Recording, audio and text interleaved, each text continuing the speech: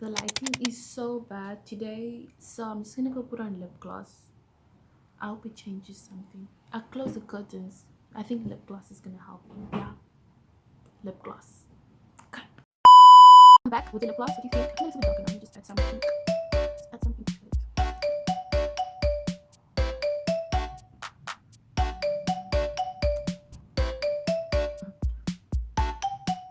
Let's begin.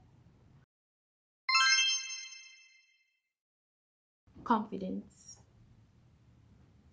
The ability to feel secure in oneself and one's ability.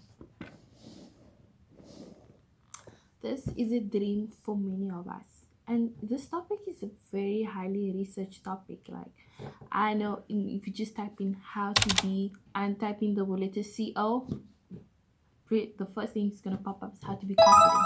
That's a dream for many of us because we feel as though once we have confidence, we can get anything that we want out of this life. That is true.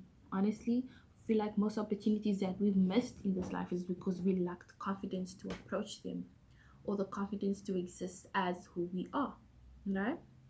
And to be honest, confidence reflects differently in different people. It's not something that can always be easily pinpointed, right? So most of the time, and you might be like, what do you mean?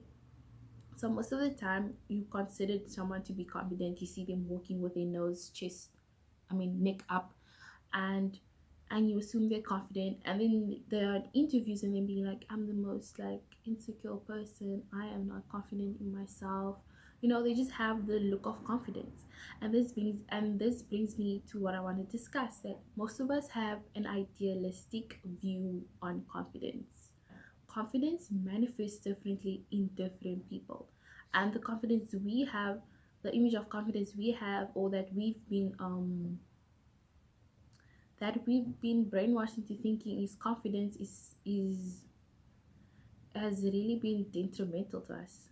For context, I for context, most of you might view confidence. When you think about confidence, the first image is going to be like of a mysterious woman, dark feminine woman, or someone walking with their chest held up high and wearing the most maximalist outfit out there, or the most craziest outfit, or just doing something insane, like the tube girl. Like, the girl was dancing on the train that went viral last year, this year. That was something people thought as confidence. That really can't say it's confidence. It's some people that are just inherently extroverted. So that's not confidence. Let me rather put it this way: it's not like a necessary confidence to have. You don't have to be dancing on a train to prove that you're confident. And I know for most of you guys, you want to prove to people that you are confident. Please don't think like that. Please don't. Because for one, I know for one thing for me when I was starting on my journey is that my ideal image of confidence was exactly how I listed. And also, as I mentioned in my previous video, my image of confidence was Taraji P. Henson. She was even on my vision book. Her character, Cookie, who could stand up for herself, was very strong, sharp tongue, and that for me was like resembled confidence. I wanted to mold myself into that image. You can't like mold yourself into an image of confidence. That is not sustainable, and it's not a genuine confidence because it's not stemming from you and from who you are, right? For me, I am naturally introverted. I am more shy. Shyness is not the opposite of confidence. Um Shyness is not the opposite of confidence. Shyness is a personality trait, right? When For different people, confidence will be reflected differently and across different cultures, right? So in the Western culture, looking into someone's eye while you're speaking is reflected as confidence. But in, you could say, Eastern African culture, you have to lower your gaze most of the time when you're speaking to an adult or speaking to someone. And if you as an African person, who has that, or a Muslim person has that idea that, okay, when I speak to an adult, or speak to someone, I have to lower my gaze. And I speak to a Western person, and their cultural perception is that you have to look into someone's eye to show that you are like listening to them and that you are confident in yourself. And if group A and group B have to come together and talk, both of them might seem like they're disrespecting each other, or one might seem like they're just arrogant, and the other might seem like they are shy because they're lowering their gaze, right? That's just like a basic example as to how shyness, how confidence can be reflected in different people. Now, back to my point on how confidence reflects differently on different people. And yes, I'm going to be repeating this statement throughout to get it into your head that the way you're gonna show and reflect confidence is gonna be different to the next person. The way an introverted person expresses confidence is different to an extroverted person, right? I'm introverted, so when I express confidence is when I'm speaking on topics that I enjoy talking about. That's when I reflect confidence. And then most of the time I literally don't like speaking. I can just literally be sitting alone and be quiet for the whole day. That's me. An extroverted person might showcase their confidence by being maximalist, walking around with their chest, neck held up high, or engaging with various people, random people on the street, and having deep, long conversations. See what I mean? And when it comes to confidence, channeling confidence, you need to find something specific that you need to be confident in. Because confidence, for one, the most important part of it is being confident in something, within something, right? And this example might be so close to you that you probably overlook it. Look at smart people. Most genuinely like smart people, I'm talking about in school environment, or generally smart people, they are very confident because their confidence stems from the knowledge of what they're doing within the school sphere or the schoolwork, and it translates to everything else. Because once they've gained since they have confidence in schoolwork, they have the confidence that they can do anything that they put their heart to, and that brings about confidence. That's why nowadays you see a lot of people who are academically inclined, smart people, they are channeling into the creative fields. They're channeling fields that really people always assume that it's not for them, because they have the confidence that since they made it this side, they can make it anywhere else, right? And that's what I want for you. You need to gain a skill in something, or because confidence is a skill, so it's something that needs to be built upon and worked on. So you find something that you like doing, or that you can be, and just focus and work on it and build upon it and build confidence in it, and that's how confidence is gonna be grown and established into you, right? So when I wanted to be confident, my version of confidence, or my image of confidence that I wanted to have, was I wanted to be able to speak, because I have a lot of thoughts in this head of mine, and I love thinking, I love putting pieces of things together, and I just like sharing that information with people. But as someone who's like really socially awkward, I really wanted in times of importance to be able to share my ideas, my views on things, and that's what I worked on, how to speak up, speak louder for myself. And confidence, building confidence is an embarrassing journey. It's so embarrassing when you try to um grow your confidence. I'm not trying to demotivate you. I'm just like telling you, letting you know beforehand what you're getting yourself into. Cause it's so embarrassing. Like I remember when I was trying to build my confidence, I went on my last day. Okay, it was the last year in high school. No, grade 11. The whole school was outside, and then I read this dumb poem. Like I'm good at writing poetry, by the way. But this day, I just wrote something quick because I wanted to practice confidence, like speaking in front of people, and just to break that fear with, like to break the fear of speaking to people, because I want to be able to speak to people and get my ideas across. So I went and I spoke in front of the school this weird poem. It was a really strange and short. And honestly, I wasn't doing it for the people. I was literally just doing it for myself to like break the ice for me. And looking at the crowd, and I was just looking at the entire school. I'm just like, oh, okay, it's probably not that deep. Like I just have to be. And there's also something that, oh yeah, and someone came to present at the school. These people that came to present, and they were having like an acting showcase at the school, and we asked them for advice, and I don't remember what someone asked, And this man was like, with everything that you do, you just need to be confident in it. If you make a mistake confidently. Whatever you're doing, do it with confidence and it will be received well. And that advice really changed me.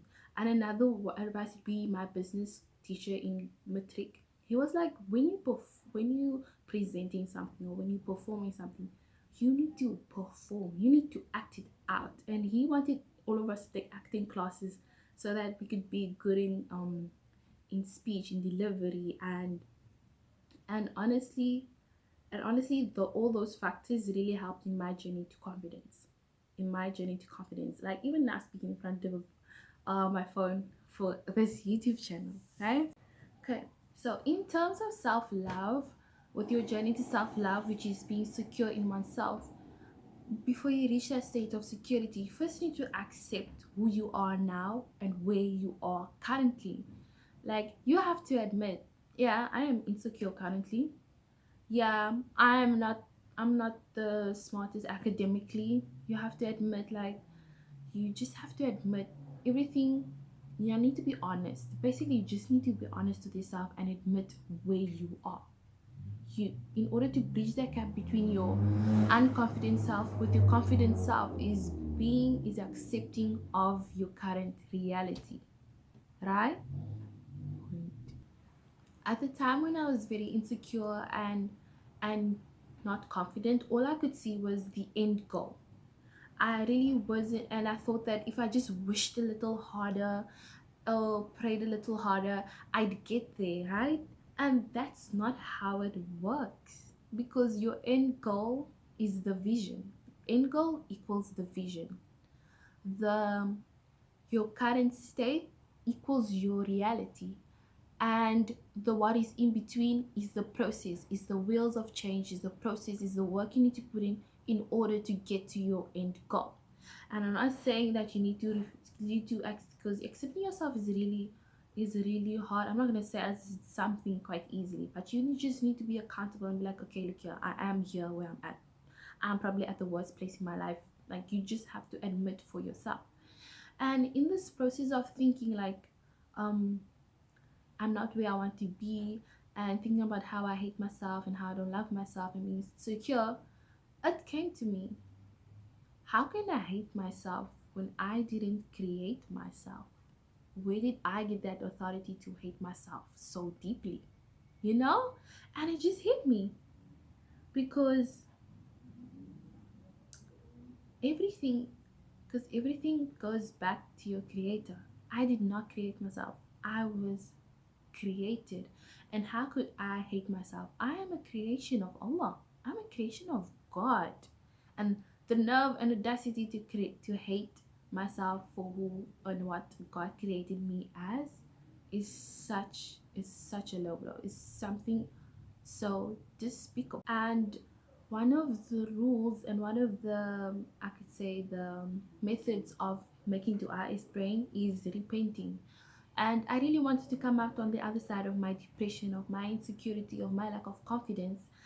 And and when it hit me that, oh, I'm being ungrateful for who I was created as, I, for 1 year, let me not kid you, for 1 year straight, every sujood, every salah, I was making dua. I was asking Allah to forgive me for hating who He created me as. And it's safe to say I came out on the other side, because practicing building confidence happens to build confidence in what I wanted to build confidence, which is in terms of speaking, walking with confidence, and also being able to stand up for myself and love myself, and combining that with prayer took me out of that dark hole, took me out of that depressive state, and I safe to say I came out on the other side, you know. And in this time, like, I'll always emphasize being in seclusion when you're starting this journey, because no one is gonna understand what you want to do for you. And a lot of, not that the people you surround yourself are gonna hold you back, but they can, at some point, it's like they're not gonna understand what you're trying to do for yourself to get yourself out of that dark space. And implementing all of these all of these things, and adding prayer and adding God as a factor into what I wanted to do changed so much for me, and I came out on the other side. As a delusional girl, you know, at this time I could say one thing that I was really like insecure about was my dark skin. And people made it a point in their lives to just point it out for some reason. Like, hello, I can see that I'm dark. What are you doing? But they pointed it out, and there were so many articles and YouTube videos being released that being a dark skinned girl, like so many opportunities are like pulled away from you, and you won't get as much opportunities as your lighter counterparts or just people of another race than you. And that was very demotivating watching those videos. But I actually at some point I was like, wait. As a Muslim girl, I can't believe the same as everyone else. Because first of all, I'm delusional. Secondly, I trust in my creator. And thirdly, this is God's earth, not a man's earth. And I should not put my faith in a human so much, because Allah says if Allah opens a door for you, no one can close that door. And also, if Allah created me, created this earth, and He says if His slaves calls out to Him, He answers, and I ask God for what I want, that means no human plays a factor in that. Like, no man is above my creator. My creator is above everything. And if I ask from my creator, I will receive. And so that really just like having confidence and trusting and submitting to Allah, to my creator, changed so many things. It changed my mind for real. Till this day, I still think the same way. No one can stop me from getting what I want the first if I always consult my creator first. And this is one of the biggest advantage you to live with, is confiding in your creator. You have a problem, speak to Allah first. Don't go to anyone else, speak to Allah first. Allah created you, He is your creator, He knows what you're going through before you even go through it, or before you even realize what you're going through, because Allah sees you. And you go to so many lengths to talk to people about what you're going through instead of calling out your creator first. Your creator should be is the your relationship with Allah is the best and the most important relationship to have. And this fact so many people skip over. You need to consult with Allah first before you consult with anyone else. Like, I was going through the most bad depression, etc., but before I'd go to bed, outside of making my salah and asking Allah to forgive me, before I went to bed, I used to talk to Allah like Allah is my friend. I used to be like, okay, today went like this and that happened. I am so hurt because of this, that, and that. And I kid you not, I'd wake up the next morning and I feel like a weight has been lifted. The problem might have not been solved, but the weight has been lifted, and my mind was in thinking mode, like I'm already thinking of solutions. And I still apply that to this day. When I have problems, when I have things going on me, I first discuss with Allah subhanahu wa ta'ala, discuss with my creator first, and then if it's still an issue, then I'll discuss with the next person, because people are also means for you to get healing, because we are dependent creatures, we depend on one another. So but the first being you must be dependent on is your creator. And Allah will always pull through. You should just need to be cognizant of when Allah does, because it's not in the way that you think, it's in the manner in which it's best, that Allah feels is best for Allah subhanahu wa ta'ala. You know what I mean? Because like my favorite surah is Surah Al-Fil, the surah of the elephants, because it's describing the time when the elephants came to Makkah, and Allah sent down birds with pebbles to destroy that whole, was it colony of elephants? No, but like group of elephants, with like little army of people with a group of elephants with birds that had like little pebbles aiming at them. And it's like people can come to you with guns, machine guns, and Allah's means of destroying them is like so simple. And Allah will always pull through for you. You just need to trust. because I can't understand being delusional and not trusting in your creator. Because tawakkul, that's a girl's best friend. That's a girl's best friend ever. So please, if you're currently feeling, if you're currently going through it, feeling disconfident, hating yourself, first repent. Ask Allah to forgive you for hating the person He created you as, and to create to make you in a way in which you love yourself and that you can care for yourself. Because this body is, you need to take care of it because it's also not yours per se. And you know, love the body, love the person you were created as. Please love the person you were created as. And please consult your creator with everything. Speak to Allah, ask Allah. You want something done, you want something happen, you have goals and dreams. I know it's the season of people making mood boards, manifesting and all of that. You can't have none of that done unless you haven't consulted with your creator. You haven't sit down and said, "Ya Allah, please grant me this and that. If it's beneficial for me, grant it for me, Ya Allah, and if it and grant it to be a benefit to me and to others. Because as a Muslim, even though you're serving yourself, you need to serve others as well." So, Assalamu alaikum wa rahmatullahi wa barakatuh. I hope you enjoyed today's video. I really enjoyed it. See you in the next one. The next one is going to be gratitude and our physical body. Bye.